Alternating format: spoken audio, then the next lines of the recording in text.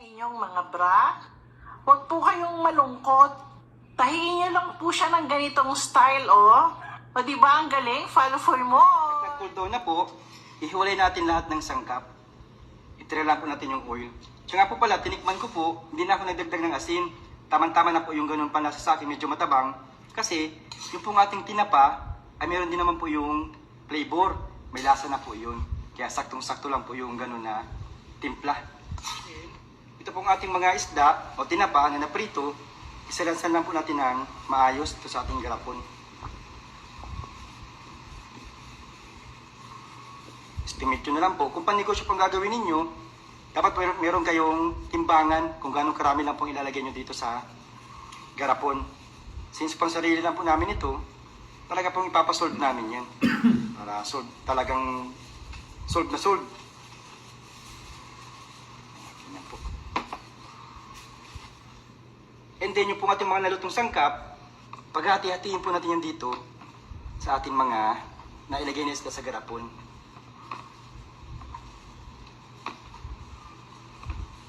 Sili.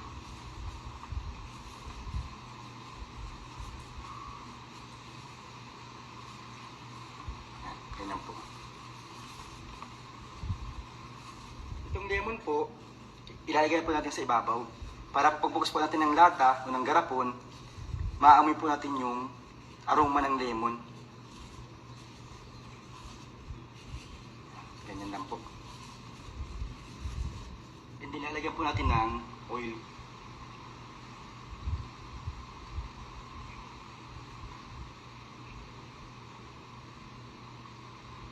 Yan yung mga kaibor.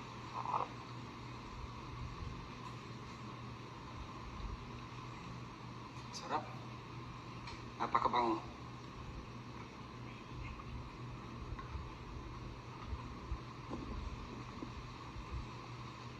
Ito na po ang aking gourmet tinapa. Kakain na po kami.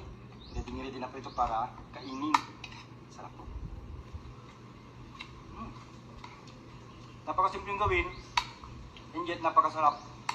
So yun lang po. Please follow, like, and share. Bye-bye. Ito na po ang aking gourmet tinapa with lemon. Simpleng gawin, pero napakasarap. Paano po ba ito ginagawa? Tara, pakita ko po sa inyo. Para nga po sa ating gourmet tinapa with lemon, gagamit po ako dito ng 750 grams po ng tinapa. Ito po yung tinapang tinabako, kung tawagin po dito sa amin kasi pabilog po yung klase niya. So first step po natin, ito pong tinapa ay iprito po muna natin. Tapos po natin maprito yung mga tinapa. Ito po ay hihimayin po natin. Tatanggalin po natin yung ulo, yung mga ulo po, and yung tinik po sa gitna. Hindi yung po malalaking tinik, tanggalin din po natin yung hanggat maaari. Magiging ganito po ang kalalabasan po niyan. Yan, yung pong tinik sa gitna, tanggalin din po yan. Yan, ganun lang po. Tayo ng vegetable oil instead of olive oil. Mahal po kasi ang olive oil. So estimate lang po natin na 500 ml ng mantika. So nasa 900 ml po ito. Estimate lang po natin. Yung po mainit na mantika, naglagay po ako ng 10 pirasong bawang. Wait lang po natin ito hanggang sa mag-golden brown. Hindi ko na po iniwa-hiwa yung bawang. Binuo ko na lang po para mas maganda pong tingnan.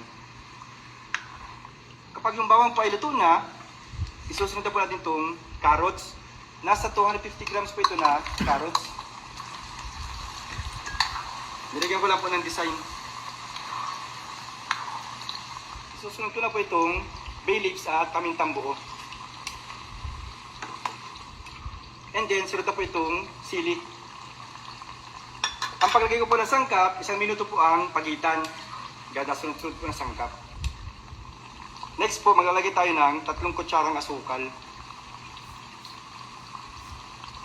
Dagdag flavor po yan dyan. Then hayaan po natin matunaw yung asukal. Ito tayo ng kalahating kutsarang asin. Sa asin po, tikpan nyo po maya-maya kung okay na po sa inyong panlasa.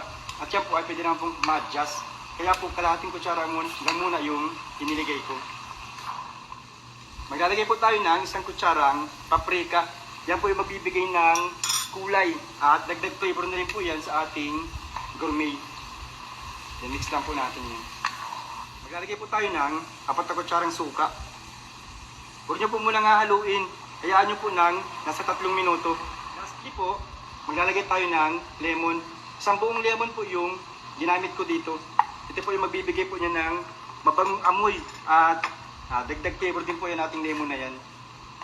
And then mga 3 minutes po, luto na po ito. Pagkalipas lang po ng 3 minutes, okay na po ito. Bali, patay na po natin yung apoy. And then, set aside po muna natin yan. Ipa-cool down po natin. Kapag nag-cool Ano down yung na po, gagawin natin kapag meron ng ganyang tastas yung pantalon natin? Anyway, ladder style nga yan ng pagtatahi. Tignan nyo naman mga mare, hindi nga halata na tahi nga lang yan sa kamay. O diba traceless, ang galing. Mga mare, panoorin nga natin to. Ganitong tahi lang pala yung gagawin natin kapag meron ng ganyang tastas yung pantalon natin. Anyway, ladder style nga yan ng pagtatahi. Tignan nyo naman mga mare, hindi nga halata na tahi nga lang yan sa kamay. O diba traceless, ang ويكتب الله خيرا أنت تجهله وظاهر الأمر حرمان من النعم ولو علمت مراد الله من عوض لقلت حمدا إلهي واسع الكرم فسلم الأمر للرحمن وارض به هو البصير بحال العبد من ألم فسلم الأمر للرحمن وارض به هو العليم بحال العبد من ألم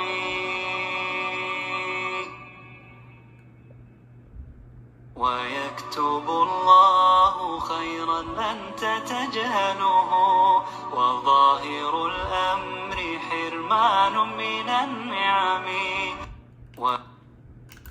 Mga beshi, ganito naman po ang pagre-repair ng mga masisikip nyong pantalon or short.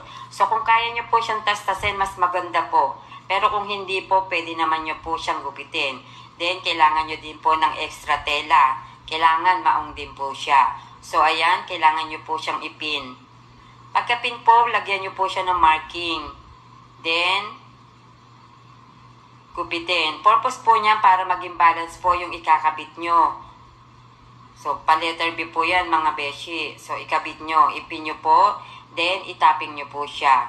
Magiging lapat po kasi ang pagkakatahi dyan kung nakapin. So, ayan po. Then, kabilaan po mga beshi. Magkabilaan side ng pantalon ang lalagyan nyo po niyan. So, ayan. Tapos, itahi din nyo yung kabilang side.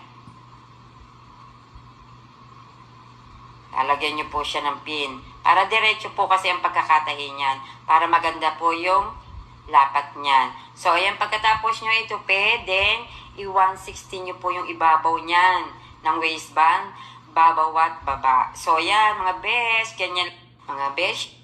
Dati pag maluwang yung bewang ng pantalon ko mga mari ay tinatahi ko o di kaya nilalagyan ko ng pin. Pero ganito lang pala yung pinakamadali at pinaka-the best na paraan. Dati pag Guys, tingnan nyo to. Ganito lang pala yung dapat gawin kapag... Guys, ito para naman ito dun sa mga maluluwang, yung may mga bandang balikat nating t-shirt. Tingnan nyo, ganito lang pala yung technique ng pagtahi na hindi na nga natin kailangang tabasan pa. Ayan Hihilahin nga lang yan guys at napaka-easy lang. O diba, ang galing? Guys, ito para... Ganito lang pala ang tamang paraan, step by step. Panoorin nyo to guys dahil makakatulong ang video na ito kung interesado ka sa mga ganitong paraan sa pananamit.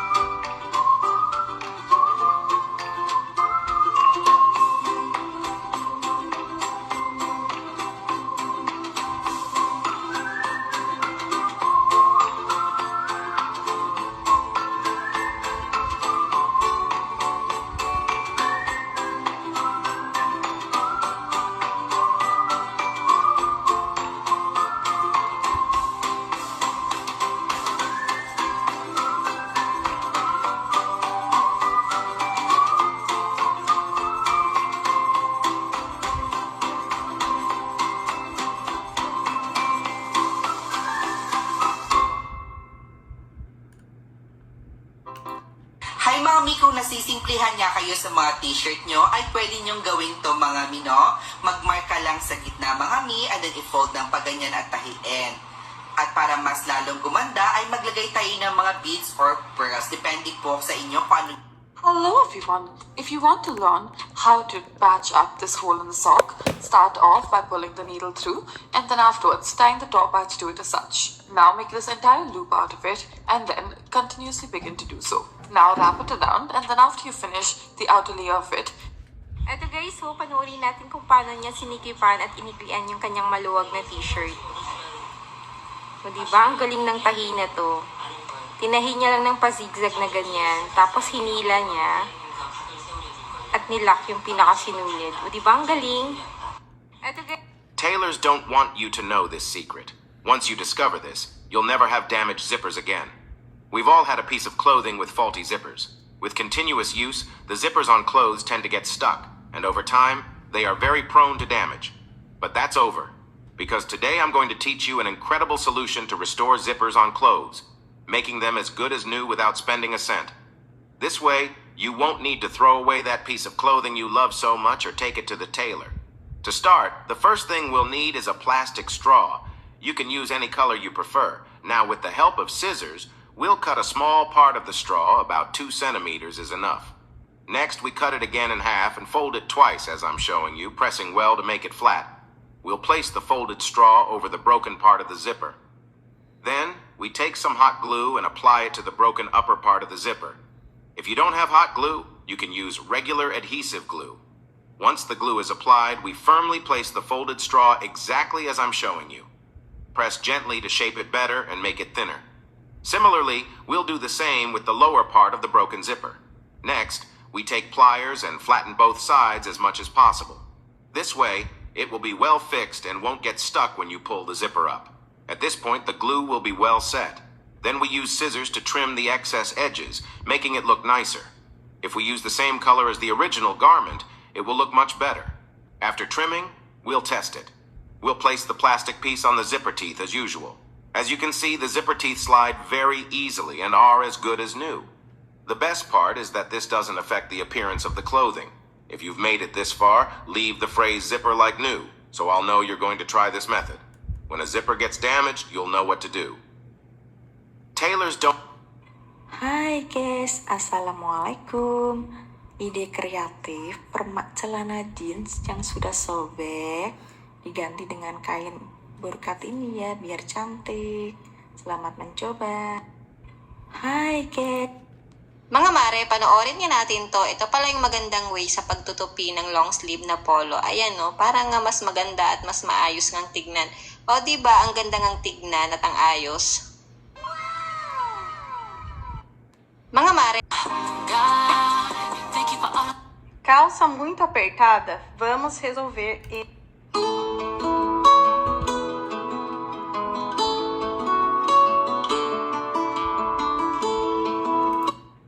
Ang ganda ng hindi ka marunong magpat. 新买的裤子太长不用剪，保留原边牵裤脚。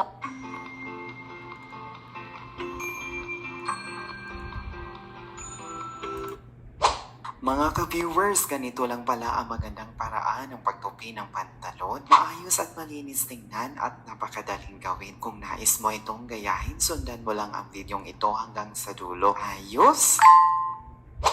Mga ka-viewers, ganito. Mga beshi, ganito lang.